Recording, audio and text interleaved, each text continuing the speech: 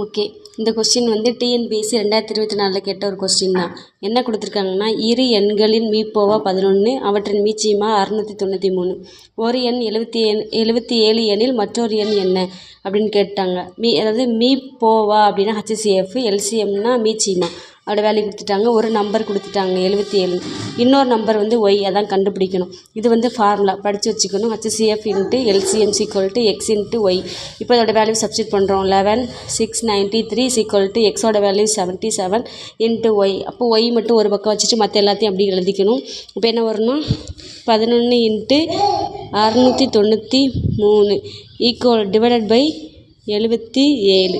இதை கேன்சல் பண்ணால் ஒரு 11 7, இங்கே கேன்சல் பண்ணால் 99 வரும். 99 7 693. இப்போ ஆன்சர் வந்து 690.